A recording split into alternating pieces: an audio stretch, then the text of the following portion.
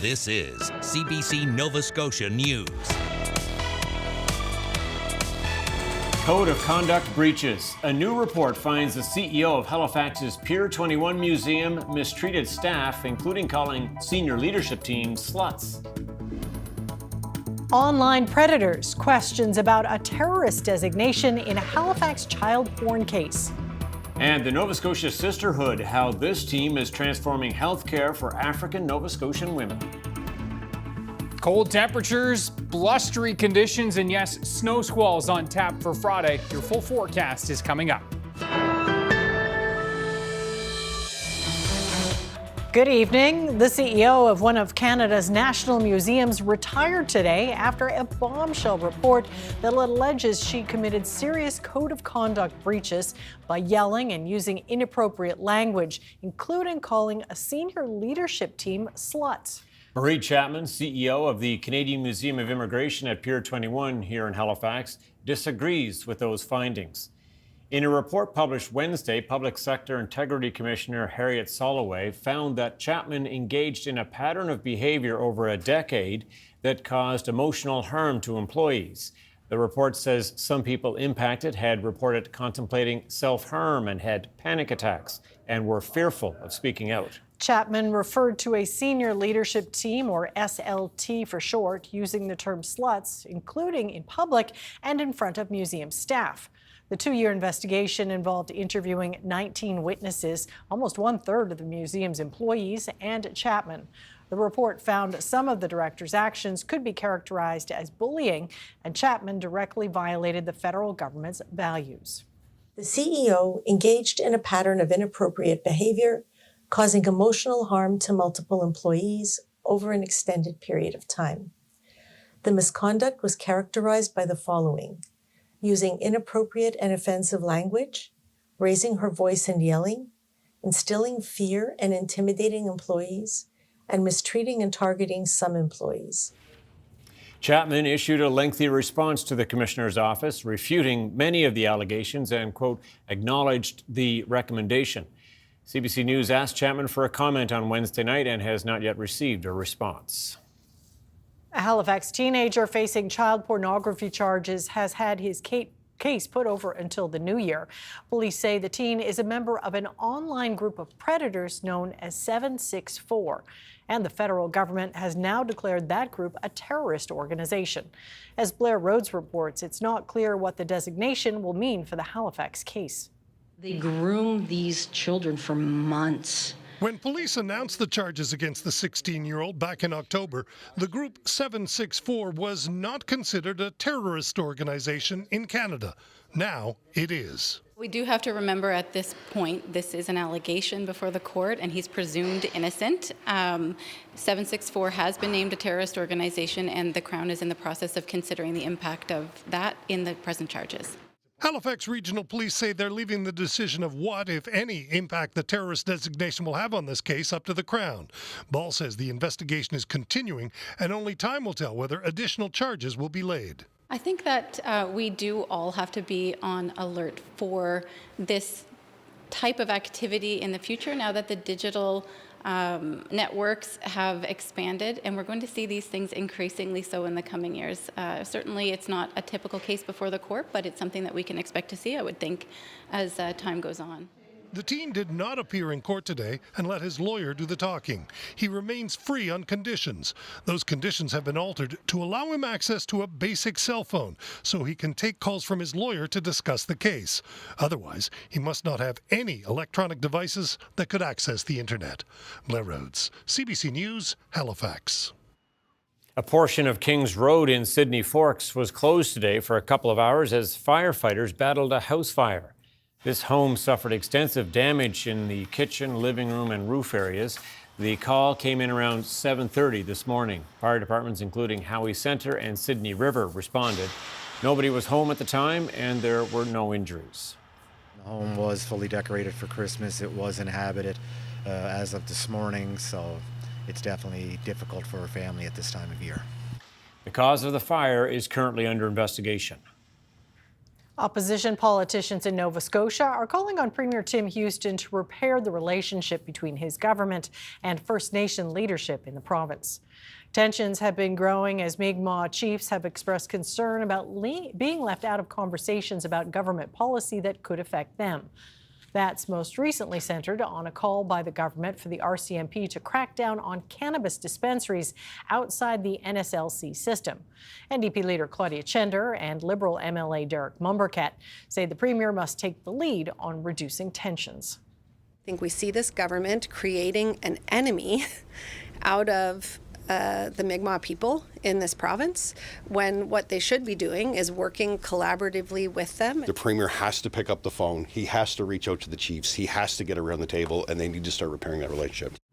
Houston says the focus on cannabis in unauthorized sites is about public safety. We're talking about illegal activity. We're talking about illegal drug dealing. We're talking about public safety. We're talking about organized crime that's behind many of these things. The government is offering to set up NSLC cannabis outlets on First Nation reserves and for host communities to be able to keep the revenue generated by the sites. An Australian company wants to restart processing gold at its mine site in Moose River. St. Barbara stopped processing ore at the site in 2023 because it couldn't get certain permits required to continue. But now the company says it plans to request a permit from the province to resume operations. St. Barbara cites the province's renewed support for natural resource development for its plan.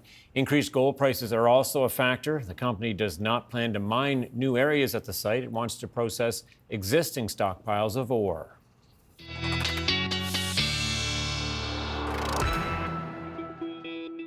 And Ryan Snoddon joins us now for a quick look at the weather forecast. Yes, a taste of spring today. Yeah, not for long though. Temperatures tumbling as we speak, and a cold night and a cold day shaping up for Friday. Cold and windy, and those winds are going to be blowing in snow squalls. And we have a snow squall watch in effect for the Tri-County area, the Valley, Hants, Colchester County, and also up into the northern parts of Cape Breton. These are in those onshore westerly winds. We'll see those squalls blowing in.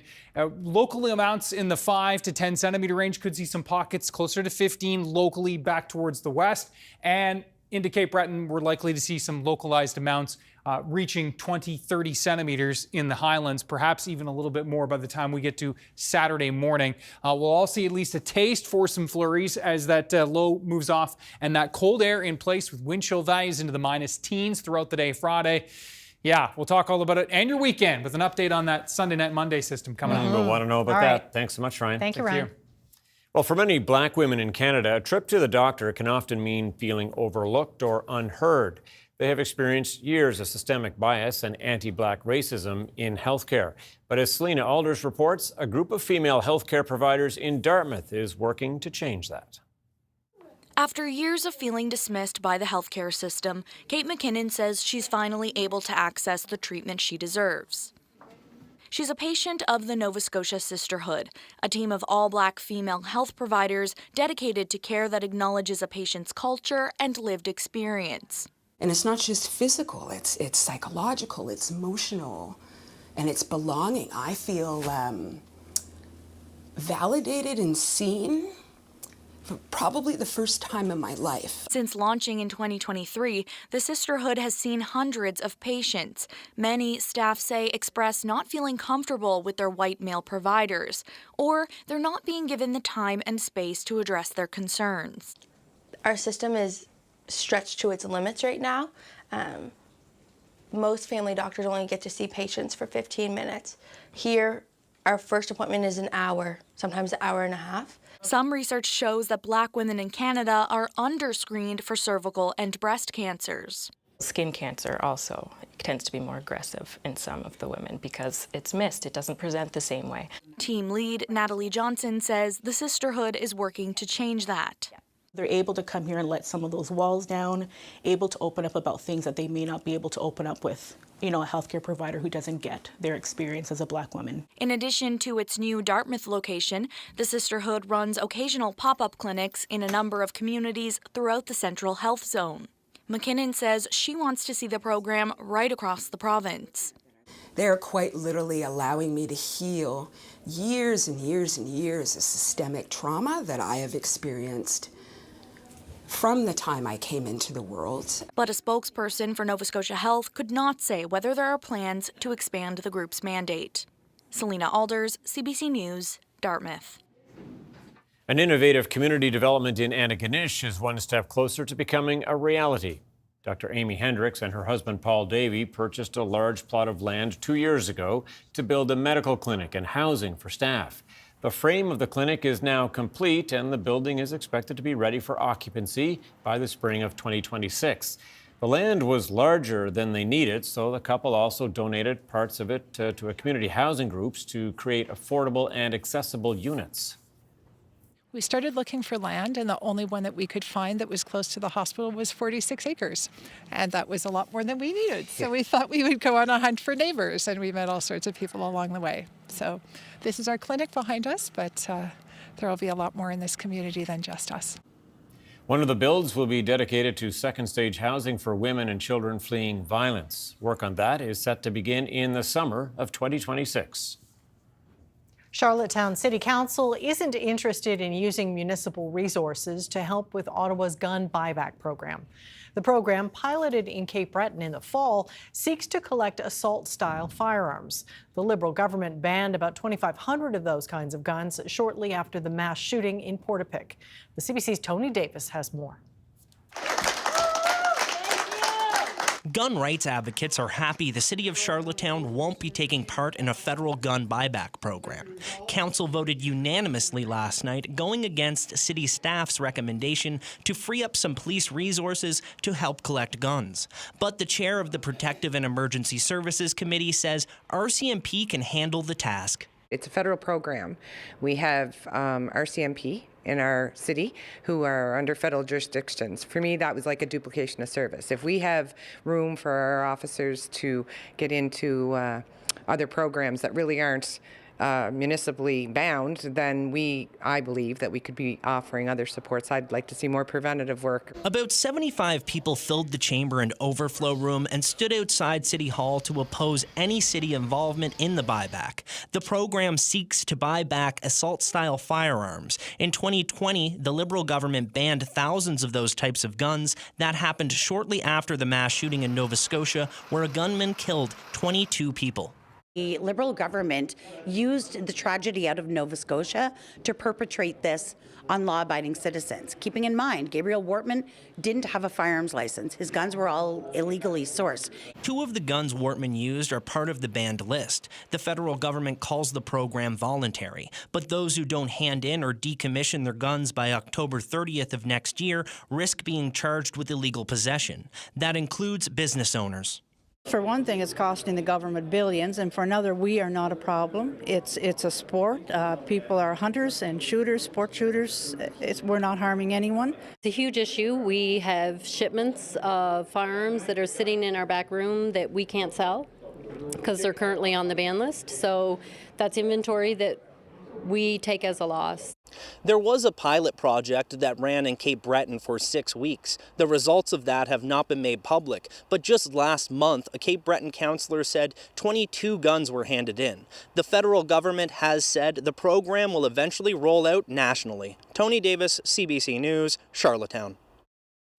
A Nova Scotia rug hooking artist is being honored with one of the country's highest civilian awards. Deanne Fitzpatrick received the Order of Canada at a ceremony in Ottawa this afternoon. Deanne M. Fitzpatrick.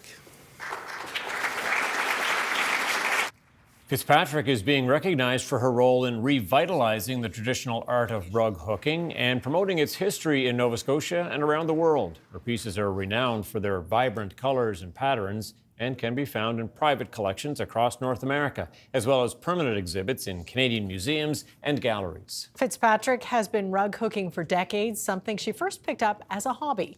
She lives in Amherst, where she runs a rug hooking studio and supply shop. She also teaches the craft and has written several books on the subject.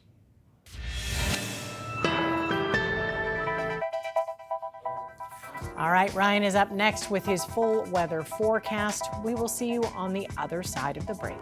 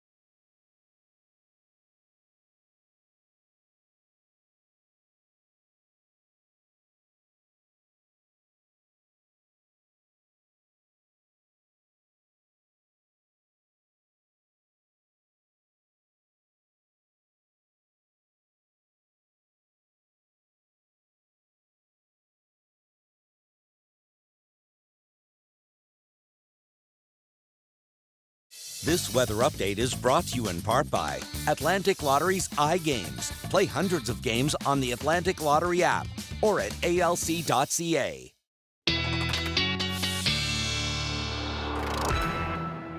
Well, I guess it's a good thing if you're not getting too used to the little warm-up we've had because things are going to dip again. I know, and not just tomorrow, right into the weekend. Into the weekend, temps are going to be near the freezing mark, so it won't be quite as cold as Friday, but yeah, not like today. Not like today. Highs 7, 8, 9 degrees this morning, which was nice. Have a look at our temperatures out there right now. Where we've fallen to 1 at Keji, most still hanging in the 3-4 range, 6 at Canso, 8 at Sable Island.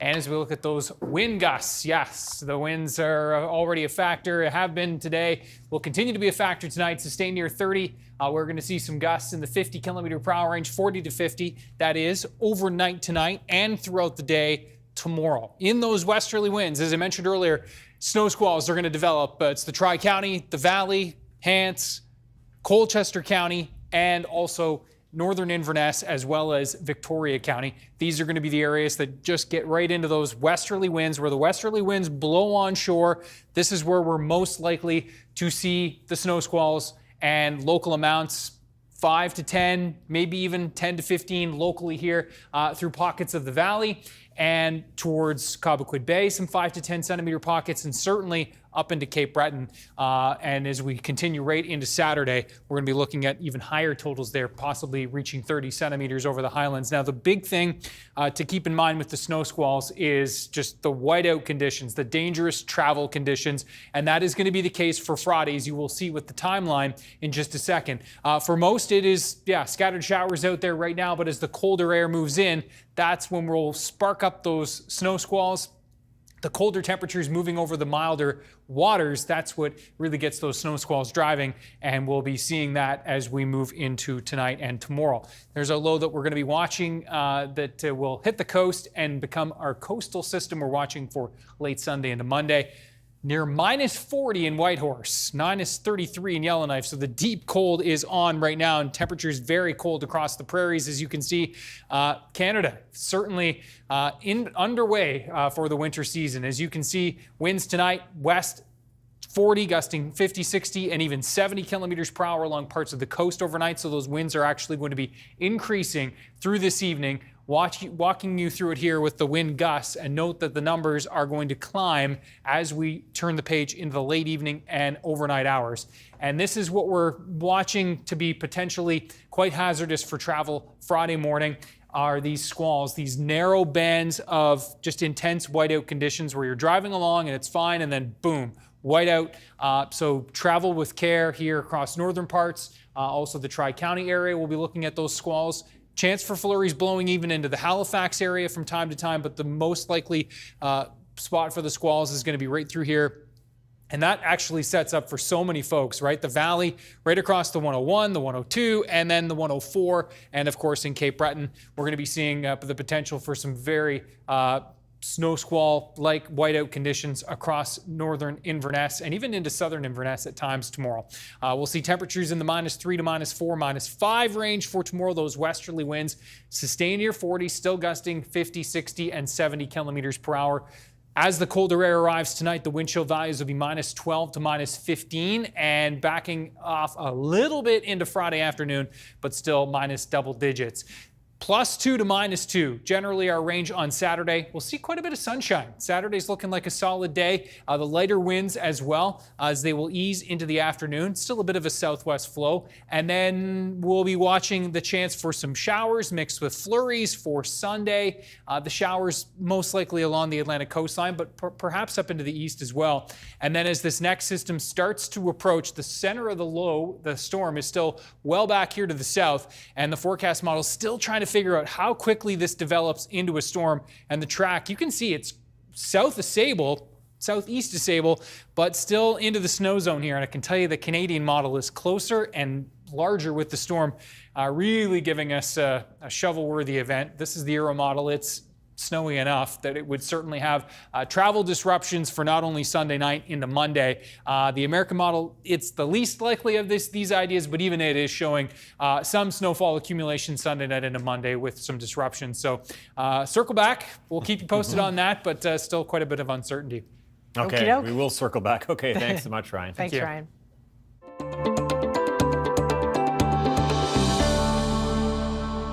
Residents of Prince Edward Island can once again buy American liquor. The province is following Nova Scotia's lead, taking its stock out of storage and selling it off, with proceeds going to a good cause.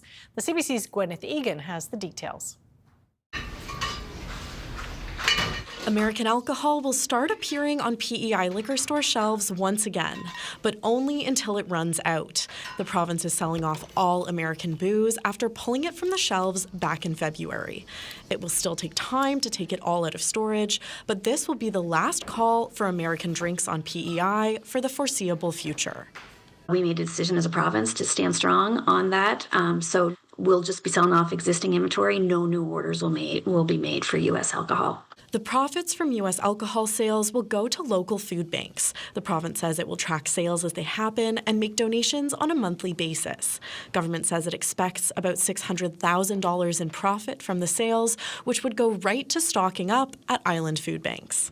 I think you want to see some good out of situations like this, and I think that it was a pretty obvious choice this time of year, especially. There's a focus on food banks and supporting our local food banks across the island. So it was a pretty easy decision to make to take all the net profits from the sales of U.S. alcohol and put it towards local food banks across PEI. Here at the Oak Tree Liquor Store in Charlottetown, staff are ready to put out American alcohol again. But that doesn't mean local products will get less shelf space. When the U.S. product came off the shelves, the PEI-LCC dedicated space to our local manufacturers. That space will still remain. We're not going to displace that space when we put the U.S. products back on the shelf, as the U.S. products are just going to be temporarily shelved until they're sold out. Don't expect all of the alcohol to be on shelves and available right away. Government is asking islanders to be patient as they take alcohol out of storage and get it onto shelves across the province. Gwyneth Egan, CBC News, Charlottetown.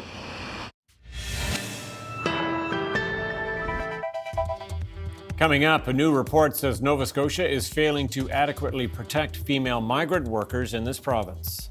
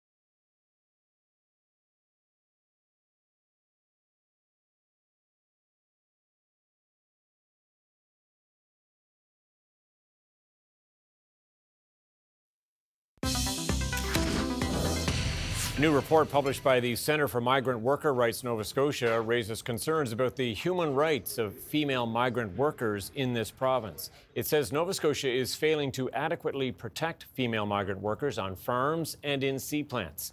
Stacey Gomez is executive director of the centre and one of the authors of the report. So first of all, how did you go about doing this research?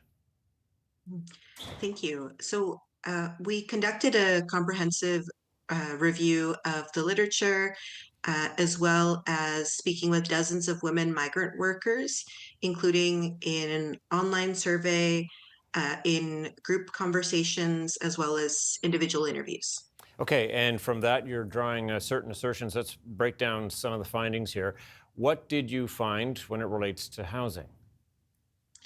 We found that a lot of women migrant workers, approximately 60%, are reporting living in overcrowded, employer-owned housing with not sufficient amenities, including appliances, bathrooms, and stoves. For example, we heard from a number of women migrant workers. Some of them are in houses where there's up to 20 people, and they're sharing 2 bathrooms and 1 stove. Or they're living in rooms where there's 8 other beds. And for migrant workers in the seafood processing sector, some of them are living in trailers where there's up to 10 people. So are you learning whether that's the norm or is that an outlier? So, we heard from women migrant workers that their top concern is this overcrowding. And then we heard, in these different conversations, these are some examples. And so, we'd need to look further to see more about this, but definitely there's different living conditions for migrant workers. Some are living in houses while others are living in trailers. So there's a difference there. What about working conditions? What sort of things did people report back about working conditions? So we heard that migrant workers are experiencing unsafe working conditions at times. So, for example, we heard that often in extreme weather, agricultural workers are working outside. And we heard that, for example, a woman shared, whether it was extreme heat or whether it was a storm outside or whether it was freezing, they were always outside working. And that was one of the top concerns raised by women migrant workers in the agriculture sector. And so what's your sense of how much these workers know about their rights while working in this country? We heard from a lot of them that they are often not aware of what their rights are while they're here, and that definitely knowledge is power in terms of knowing what your rights are, and that was definitely a need that was highlighted by many of them, to have this essential rights information upon their arrival to Nova Scotia. So both levels of government, provincially and federally, they have said they are working to improve the lives for migrant workers. But what does your group specifically want to see done? We see that the vulnerability of migrant workers is tied to their closed work permit. So they're bound to one employer and they're not legally able to work with any other employer while they're here. That is a recipe for abuse.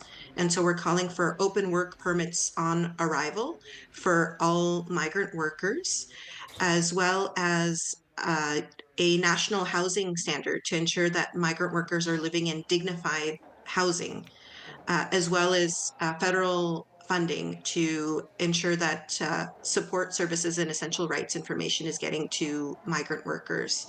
So funding community organizations to provide essential supports. Those are at the federal level. Okay, and provincially? Provincially, a lot of migrant workers are calling for an increase to the minimum wage.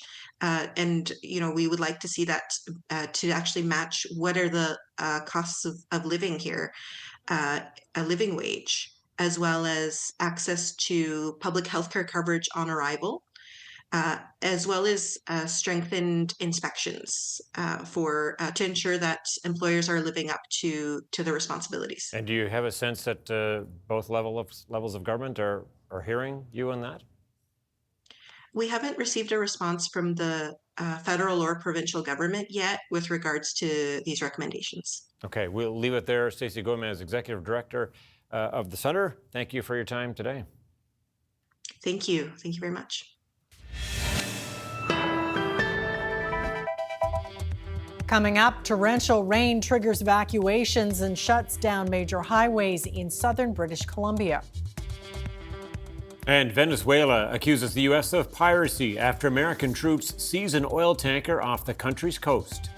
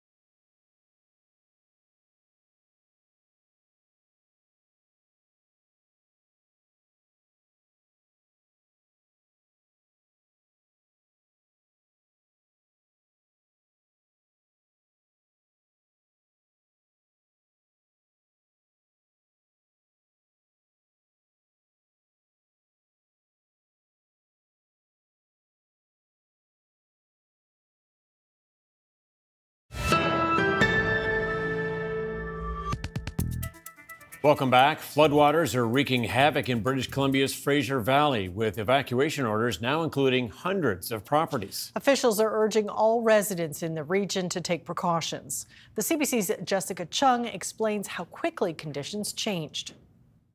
It only took around half an hour for this road to be completely engulfed in these floodwaters. We were standing right on the road. It was dry. We saw grass on either side. And just within minutes, you could see that water streaming in. And there was so much debris in the water, and that really gave you a sense of how fast that water was moving. You saw wheelbarrows and boxes, tires just moving so quickly through this water. And you really got a sense of how powerful these floodwaters are, and really how fast that that they were moving. And of course, this is the aftermath of just a deluge of rain that fell within the last 24 hours. Environment Canada says 140 millimeters fell, up to 140 millimeters fell in some parts of the Fraser Valley. That's a lot of rain in a short amount of time. A local state of emergency is still in effect here in Abbotsford. The city just issued new evacuation orders on 82 properties. That brings the total number of evacuation orders to around 450. Hundreds of more of properties are under an evacuation alert. And the city has set up a reception center at the Abbotsford Recreation Center for anybody that needs it. And people here are being advised to, yes, pack that go bag, especially if you are under an evacuation alert, just so that you can leave quickly if needed. I know it was a sleepless night for many people. The last 48 hours have been particularly challenging for families, farmers, and communities affected in areas affected by flooding. And the province is making every effort to support communities in responding to those floods.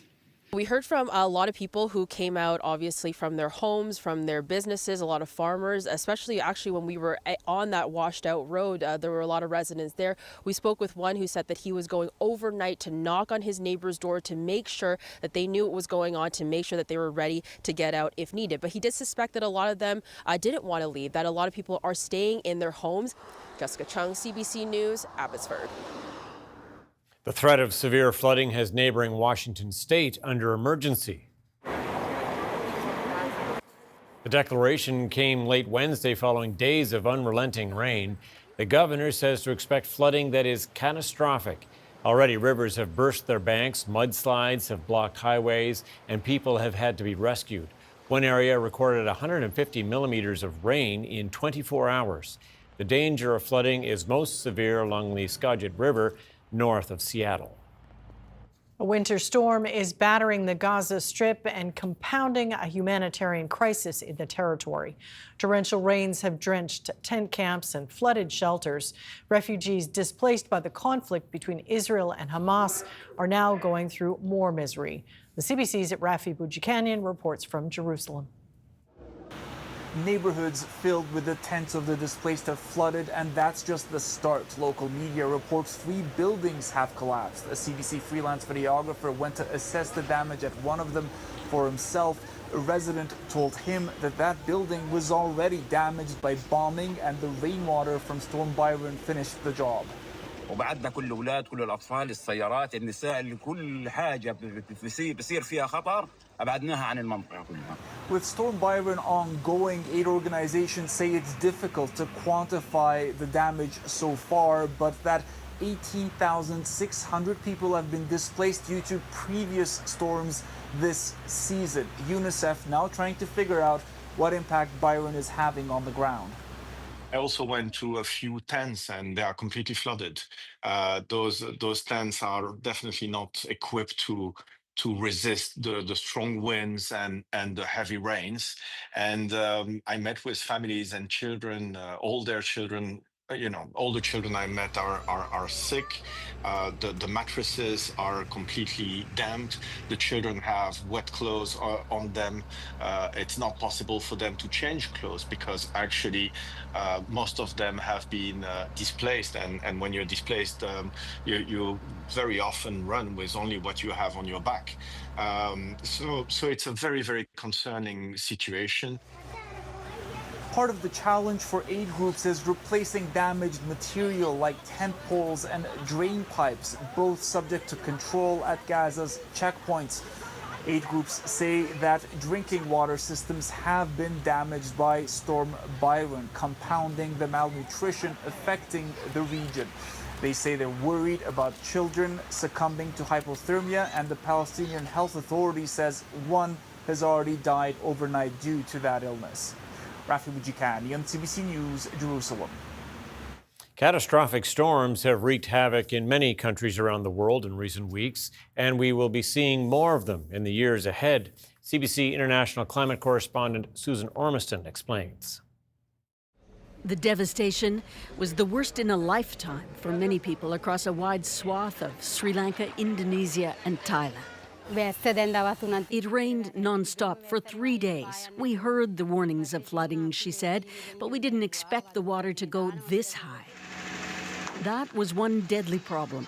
The storms were slow moving. Torrential rain lingered for days, triggering landslides. And the total amount of rain was unprecedented, influenced by a warming climate. Basically, the heavy rain associated with such cyclones is becoming more intense as the climate warms. The World Weather Attribution Group of 21 scientists report that once-in-a-century storms like these could happen once every 30 years in Sri Lanka, in part because the Indian Ocean is tracking warmer. Flooding, expected during monsoon seasons, up to a meter, rose far beyond historical levels. In some areas, it was exceeding 14 to 15 feet over the land mass. So even reaching the second floor could not save sometimes the affected people. And they were vulnerable because intense deforestation means hillsides can't hold increased water. And floodplains are now urban centers. Millions of people have been temporarily displaced. We lost everything, including my son's tuk-tuk. We don't know where to go or what to do, she says. The takeaway forecasts, say the scientists, is countries have to expect and adapt to more frequent and more intense rains as global temperatures rise. As we continue to burn fossil fuels, then the trend will continue. And the costs will rise too. Losses plus recovery in these disasters could top $10 billion. Susan Ormiston, CBC News, Toronto. The U.S. issued new sanctions targeting Venezuela Thursday. It comes as the White House said it intends to seize the oil from a tanker it intercepted off the coast of Venezuela a day earlier. Journalist Tony Waterman has the latest from Washington. The seized tanker, which is believed to be the skipper, was transporting about 2 million barrels of oil valued at north of $80 million. And the White House press secretary Caroline Leavitt says that the U.S.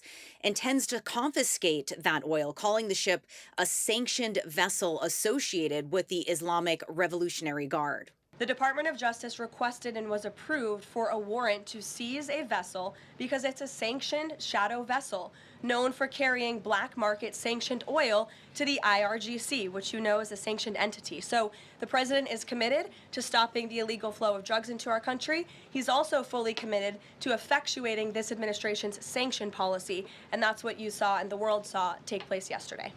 Leavitt says the crew on board the vessel is now being questioned and evidence is being seized as part of a forfeiture procedure. Leavitt, though, wouldn't confirm or deny reports that the U.S. is preparing to intercept more vessels transporting Venezuelan oil. Caracas has called the seizure a barefaced robbery, an act of international piracy, saying that it's really aimed at stripping the country of its oil wealth. Oil is the main driver of the Venezuelan economy. And the revenues are spent on even very basic necessities like food and medicine. And there's already indications that other ships are going to be laying low in the aftermath of this seizure. Venezuelan opposition leader Maria Machado, who has just received her Nobel Peace Prize, said she supported this action by the U.S. government.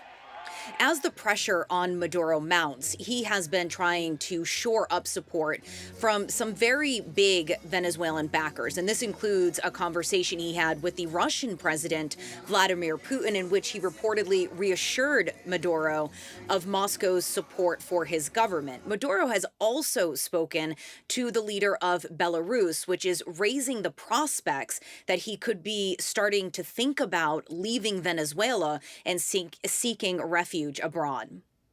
Tony Waterman, CBC News, Washington. Back here at home, Parliament wrapped up today for its winter break. MPs will be back to the House of Commons in 6 weeks. The Honourable Leader of the Opposition. Several bills are still working their way through the House. Only 4 passed this session.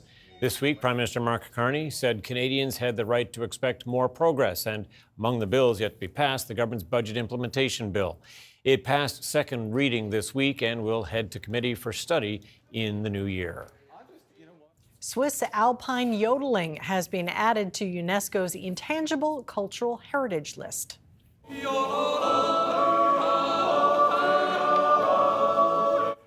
The decision was made earlier today at a meeting in New Delhi, formally recognizing the tradition as a cultural treasure.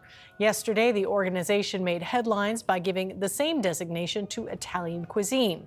Yodeling traces its origins to herders in the Swiss Central Alps, where they use the echoing melodies to call their flocks and communicate across mountain valleys. Switzerland has thousands of active yodelers today, and the designation is intended to help preserve the practice for future generations. So what do you do when you're not a hockey powerhouse, but you're hosting a Winter Olympics? You pack your bags and head to the country where the sport reigns supreme. The CBC's Sarah Levitt went to a Montreal arena to watch some Italian athletes.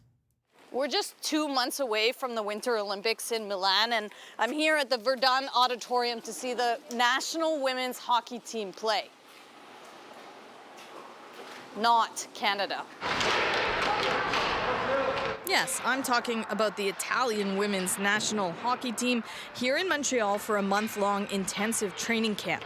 As the host country, the Italian players wanted to be sure they'd be ready to take on powerhouses like Canada and the United States. Training in such an environment in Canada, the motherland of hockey, so it's been great. But why specifically Montreal? The team's general manager is none other than Hockey Hall of Famer Danielle Sauvageau, the woman behind the bench for Canada's first hockey gold in 50 years at the Salt Lake City Olympics in 2002. But that's not the only Quebec connection. The way it's going to work.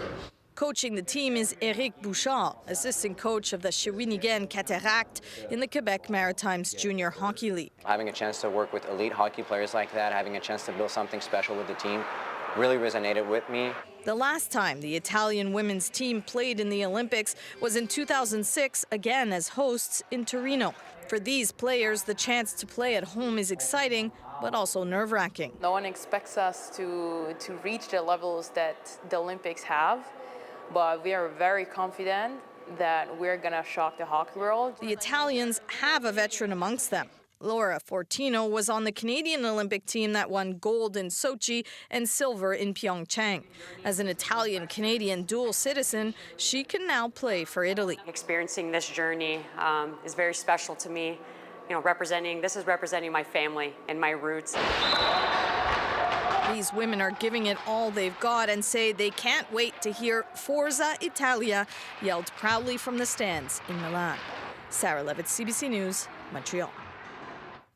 Strength in mining stocks helped lift Canada's main stock index today, while U.S. markets also gained ground. Here's a look at the numbers as we head to break.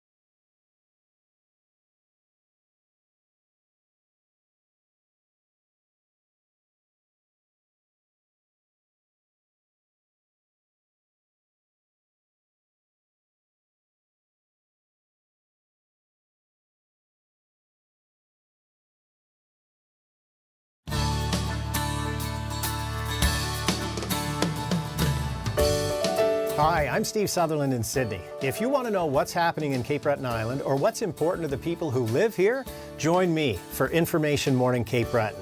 News, views, interviews, live reports, reporters on the scene on matters of politics, art, community, current affairs. If it's being talked about in Cape Breton, we're talking about it on Information Morning. Every weekday morning from 6 to 8:37 on CBC Radio 1. This weather update is brought to you in part by Atlantic Lottery's iGames. Play hundreds of games on the Atlantic Lottery app or at alc.ca.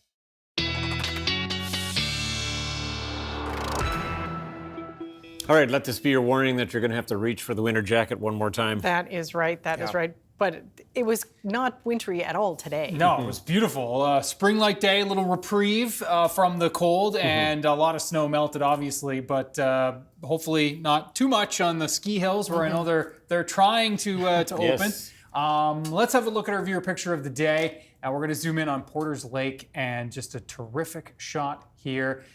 Janice Young, sun breaking through. I like the mix of the trees. Yeah, the light is so nice too, isn't it? Yeah. Thanks to Janice for sharing. Ryan's picks at cbc.ca. Snow squall watch in effect for the Tri-County, the Valley, Hants, Colchester County. Basically where the westerly winds blow onshore is where we're looking at those snow squalls to be most prevalent for tonight and primarily throughout the day on Friday. Northern Inverness County included there. These are the snowfall totals by the time we get to Saturday morning. And you can see that we will see some widespread 5 to 10 centimeter pockets there for the valley into the Cobequid Bay area and also for Northern Inverness. And local amounts could exceed that. So just to be mindful of that. And the dangerous driving conditions with those squalls that are going to be in place for Friday morning's commute and even into the afternoon, those will linger. -3 to -5. Winds gusting 60 to 70 kilometers per hour, and those wind chill values will be near -12 to -15 throughout a good portion of the day for tomorrow. So there are those squalls wrapping in with that colder air. And then we're going to be quieter as we move into the Saturday time period, looking pretty good there. Sunday, we're going to see some increase in clouds and some flurries, and there's this system that we've been trying to figure out. Models have been trying to decipher how this is going to shape up Sunday night into Monday. Still some uncertainty, but accumulating snow looks certainly likely. Yeah. Get the shovels out. Okay, thanks, Ryan. Well, have you ever wondered just how small beer bottles can get? Carlsberg has the answer, 12 millimeters, or just less than half an inch. What we're seeing here is the world's smallest beer, created by us here at Carlsberg in Sweden. So the beer in itself is 12 millimeters high and contains 50 microliters of beer. Who wants a small beer? Anyway, the brewery designed the bottle with hopes of creating a, quote, light-hearted icebreaker regarding responsible drinking. The minuscule bottle was mouth-blown by a specialist glass worker and then decorated by a miniature artist to add Carlsberg's signature logo. Carlsberg says that it is the smallest beer of its kind in the world. Unfortunately, for those who like to drink beer, the beer is non-alcoholic. Yeah.